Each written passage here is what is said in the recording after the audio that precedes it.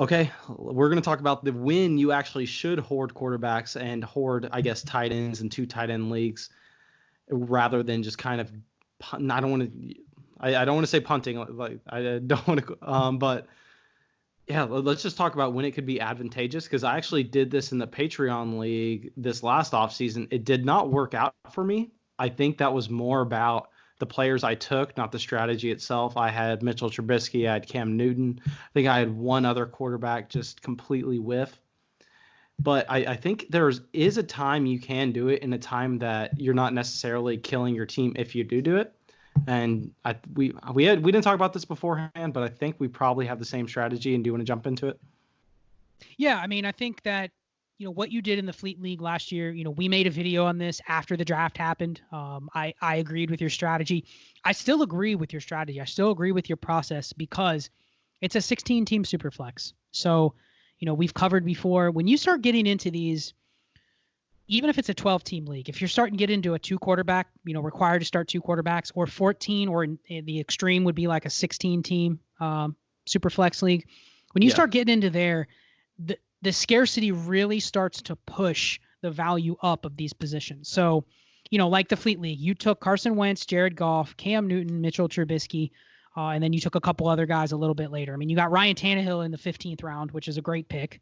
But if you just take those 4 that I named, Wentz, Goff, Newton, Trubisky, Jared Goff had a disappointing season. I mean, Carson Wentz had an average season, but Cam Newton got hurt, and Mitchell Trubisky was a disappointment. So, I mean, your process was right, but if you could have just, I didn't go back and look at all the other names that were picked around him, but you could have probably taken similar value players that were maybe like a slot or 2 away from those guys that you took, give or take a spot or 2, and you could have absolutely smashed it. But I think in that format, it warrants you doing that, because you're always going to have the leverage on the market. As long as your guys have a job, a quarterback specifically, in a 16-team Superflex league or a 14-team Superflex league even. As long as they have a starting job, you're always going to have the leverage over the team that doesn't have a quarterback, or has a quarterback like, a Tom Brady or a Drew Brees that, retires out of the blue, and all of a sudden they're down a guy. They don't even get a replacement, and it wasn't even something that they could necessarily expect. It's crippled a lot of teams in these formats that had Andrew Luck last year. If you didn't have Jacoby Brissett, you not only lost, a top 5 guy, but you literally just lost a starter. So you were now put in a position where you don't have any leverage, and the teams know you just lost not only a good quarterback, but you lost a quarterback. So you have no leverage, and that it's going to take to trade, a locked in wide receiver 2, or, a valuable starting running back to get a quarterback, because, I'm not as worried about having a dry market. There's always going to be a market for one of these guys to trade. So I wanted to get your thoughts, because you did it. I mean, how did it feel throughout the season in the Fleet League? Did you try to trade? Like, because I'll get to trades in a second, but I wanted to get your thoughts on it. Okay, so it's specifically, I did not. I did that trade at the very beginning that everyone got up, and I offered it the guy back. But I mean, outside of that, it was just really weird, because all those quarterbacks had dipped in value so quickly, to the point where, and also I lost a couple starting running backs. I whiffed on Sony Michel. I lost Darius Guice. So I was just stuck in a position where I was automatically like punting 2019. I couldn't do anything there. So I figured the QBs were a little bit more stable, so I held on to them and didn't try to move them. But if I was contending, I mean, I definitely would have been going after like some running back value, trying to move, just say Carson Wentz, because there's a lot of teams in that league who had no quarterbacks, and they're just completely dead. I mean, if you don't have a quarterback, you can't win. And a lot of people got upset. They got stubborn about it and said, I refuse to trade. You know what I mean? And I'm not going to try to force anyone to do anything. So I'm like, if you want to kill the team, if you don't want to contend, like fine, that's on you. You know what I mean? You can hit the waiver wire. Hopefully you pick up a backup and the starter gets hurt. But specifically in that league, no. But I think it's a great strategy in a 16-team league, just because there are going to be those teams who their only quarterback's Eli Manning, and they can't win like that, and they're going to be forced to trade for one. Well, and I think another thing is, and this is something that I talked about during the season last year, was in these leagues where the scarcity isn't there. And when I say scarcity, what I mean by that is the market fluctuates a lot more in like a regular 12-team Superflex league. There's always going to be, look at how it's flipped from 2018 to 2019. Last offseason, we were talking about, wow, there's a couple elite quarterbacks. Like there's Mahomes and then there's everyone else almost.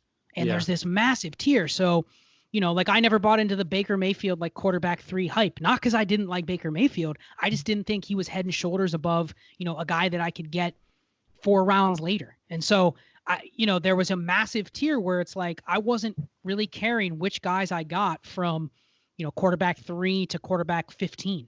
And now it's flipped. Now there's a clear like elite top 6, and there's a big tier after that of a bunch of guys I don't really care about. Really, the only difference in their values is, the only real difference between someone like Jared Goff and someone like Ryan Tannehill is basically you're more secure with Goff. He's going to start for at least 2 more years. That's it. That on the field, there's no difference. In fact, Tannehill outproduced Goff. And so you can make examples of that all over the place. Look at someone like Jameis Winston. He's going to be probably down. I bet you when the next DLF ADP comes out, he's going to probably be down close to the 20th quarterback off the board. Yeah, let me see for you real quick where he went in this startup. Okay. And just to continue on that, why is Jameis Winston going as the 20th quarterback off the board when he finished as a quarterback 4 last year? Well, because people can't predict what his starting role is going to be. That's it. So, in a league where the scarcity isn't as hard to manage, you have teams that are much more willing to gamble on a Jameis Winston and a Drew Brees. And they say, you know what, I'll go and see if I can get 1 or 2 seasons out of those guys, and I'll worry about it later. Where like in the Fleet League, you better be sure when you draft a quarterback that if you're taking them for, if they don't have upside to score a ton of points, that you're drafting them for something in terms of job security. So, and that's the thing is in the leagues where there isn't a lot of scarcity, these things can change from year to year. So next year, it could be the other way. What if Carson Wentz has a massive bounce back season? And what if Baker Mayfield has a huge bounce back season? And what if Tua and Burrow come in and they absolutely smash? And Daniel Jones comes in and really takes a step forward. Next year, we could be talking about, man, there's like 11 or 12 elite quarterbacks. You know what I mean? Yeah. And it could be totally different next year. And so, in these leagues where the scarcity does rule, like you're talking about, like the Fleet 2 League or the Fleet League, you feel more confident, even with like Mitchell Trubisky, that there's still some trade value for him, going into this offseason than you moving him during the year, because you wouldn't have been able to get anything during the year. And also, one more point. I also found in these leagues, like a 12-teamer where there's not a lot of scarcity, teams were just apt to punt. Every league I found, especially with the hype of the 2020 rookie class, there were a ton of teams that, you'd go to them and you say, hey, man, it looks like, you're starting Ryan Fitzpatrick and, Matt Moore or Kyle Allen. Like, I have a 3rd quarterback. Do you want to pay me something for him? Like, I'll take your 1st in 2020. No, I'm good. I'll just punt till next year. It's going to be a strong class. And then so you're stuck. Just what we did with the last video is a strong rookie class, especially a rookie class that's hyped to have some quarterbacks. Teams just ended up punting during the season and said, you know what, I'll just see if I can get by with what I have. I'll worry about quarterback next year because I know there's teams out there that are trying to trade him. I think that's great. And I really love what you're pointing out with when you're hoarding these quarterbacks. At least I'm not hoarding the upside quarterbacks. I'm getting the guys that I know are going to have the job, because I want the other people to be holding the risky quarterbacks that I want them to be holding Jameis Winston, and maybe Jameis Winston doesn't come back and Jameis Winston is in a backup spot. So then that's when they're forced to come out if they're a contender and buy a quarterback. Whereas, if it is a 12-team league, I love Jameis Winston. I love him. I have him in multiple Superflex leagues, but they're different. They're 12-team leagues where the quarterback position is easy to trade for. So I just think that's a great point. Well, but even just to kind of play contrary to your point, if you're doing a startup right now, there's probably teams that right now are going into the draft saying, you know what, this is a 12-team Superflex.